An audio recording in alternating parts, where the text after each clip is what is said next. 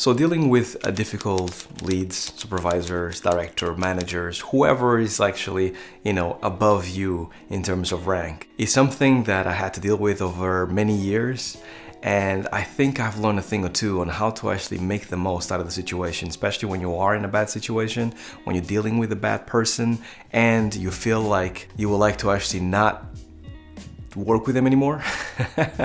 I feel like there's a few things that I can share with you guys that hopefully will make your life a little bit easier going forward. So, for those that don't know me, my name is Harvey Newman. I've been in game development for nearly 2 decades now, and I love to share my knowledge for game development, animation, and much, much more here in this channel with all of you.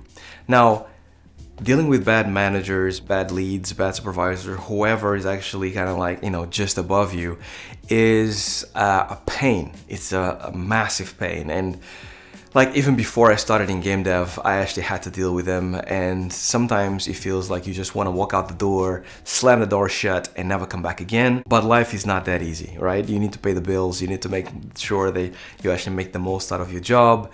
And you kind of have to deal with it, right? And in all honesty, if it wasn't for the bad experiences that I had, I wouldn't have appreciated the good managers that I had, from who I actually learned a lot from.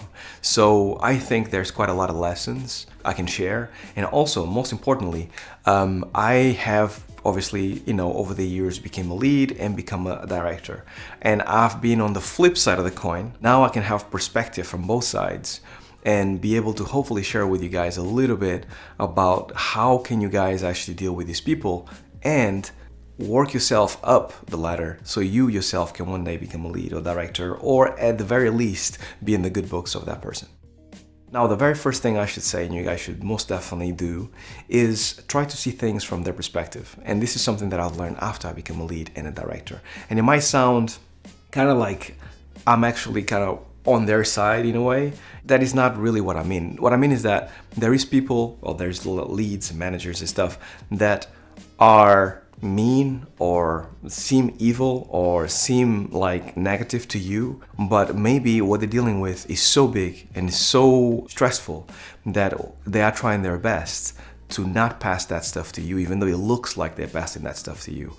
In some jobs, especially in game development, the pressure, the amount of pressure that you get, especially towards the end of a game when you're shipping it or when things go badly, the amount of pressure is so huge that it feels very much like everything is on fire all the time. So you trying to see things from their perspective will definitely help you to kind of calm yourself down a little bit, especially if you feel like you start to take things personally. Then be the bigger person, right? Be the person that actually has reason and actually goes, you know what? You're dealing with a lot right now. I'm gonna let this slide, but we can talk about it later, right? That kind of person. It doesn't mean like because you are, somewhere that is like either a junior or intermediate or a senior, it doesn't mean that you have to take their stuff, right, when they have a bad day. But everybody's allowed to have a bad day here and there. So if you actually start to see things from their perspective, it will allow you to at the very least, understand when they have a bad day, let it slide, and then maybe talk about it on another day whenever they feel better, and you both can come to reason and you both can understand exactly what went wrong. When it comes to managers, leads, whatever, and they have a bad attitude, it's normally due to pressure, as I mentioned previously, or personality, right? It's one of those two things. So when it comes to pressure, there's nothing much you can do about it, but they can definitely be better at kind of like filtering those things off and not passing it along to the team. But when it comes to personality, that is the big issue, right? Because normally 9 times out of 10, that imposter syndrome that I talked about in a few videos, that is basically what makes them actually act in a funny way. They feel like they don't either belong where they need to be, or that maybe the job is too big for them and they are willing to do anything to keep that job because they work so hard to get it, right?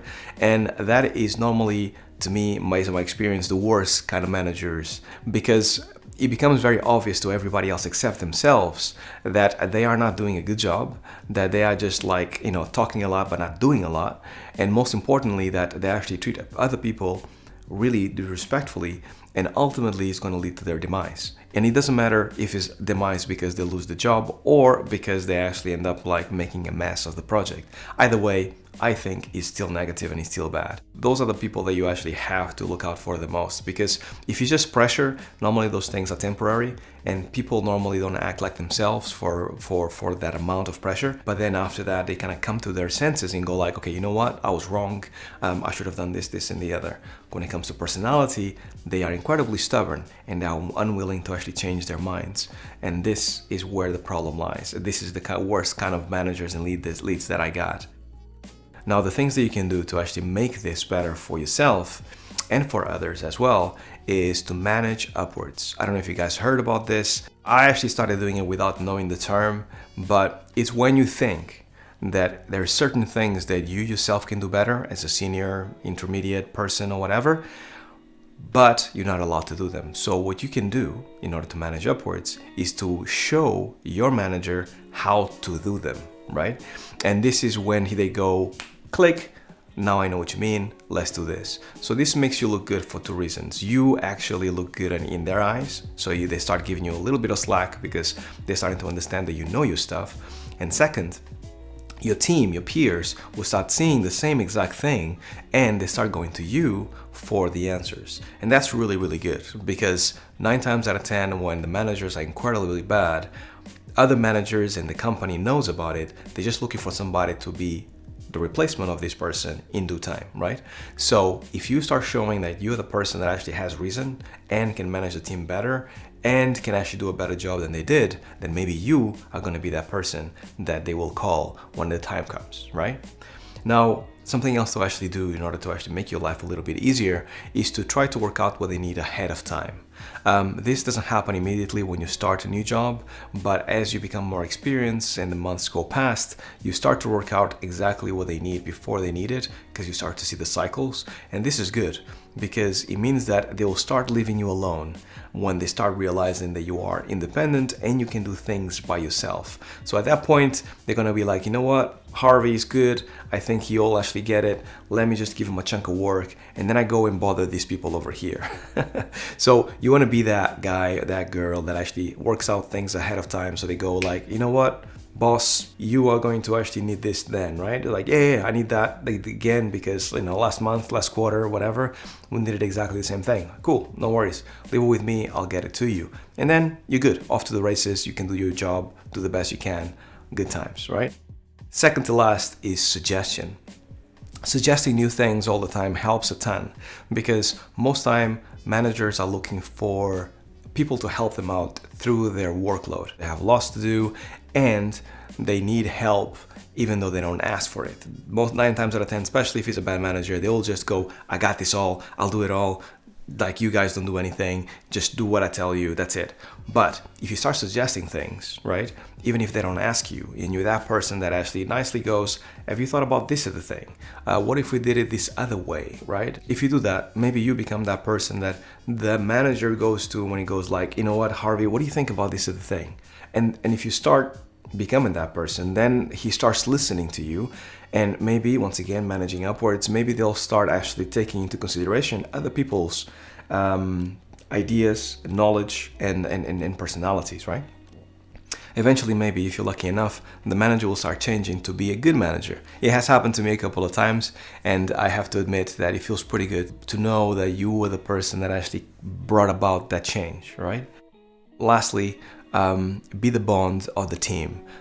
This is important, especially if the manager is not one that actually rallies their troops and gets them together to work together as one. You can be that bond that actually connects the team, because if the manager is too busy doing other things, especially if he's a director at a very high level, sometimes they cannot actually they don't even pay attention to their team, even though they should actually pay attention to the team.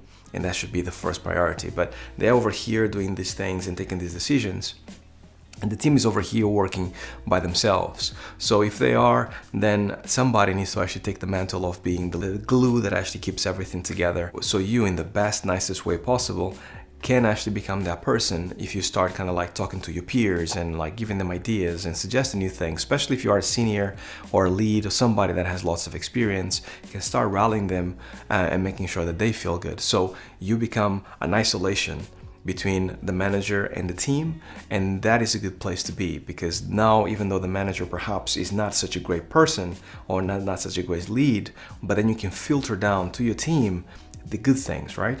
The stuff that really needs to be done, the stuff that actually, how can we do it, and all that stuff, while still fulfilling the criteria of the person in charge. And that is all I had to say. I hope this helps you a little bit. And if you are in a bad situation right now with your lead, with your boss, whoever it is, then drop a comment down below. I promise I won't tell anybody. And I hope that you guys are hopefully in a better place very soon with these tips, because it's very stressful to go to work every single day and having to face a person that you feel like they taking things personally with you, right? I felt that way many times, and it sucks big time. That's all I had for you guys. Now, massive thanks to my Patreons. Go and check my Patreon if you haven't so far, to make sure that you actually check some of our perks. Everybody gets a sticker for joining, but there's many more things that you can actually get, including mentorship and monthly get-togethers to talk about games industry, animation, and much more. Go and check it out if you can, and if you support me, I highly appreciate it, because all the money goes to this channel to make it better. That's all, guys. I hope you guys have a great rest of the week, and until then, stay well, stay safe. Peace.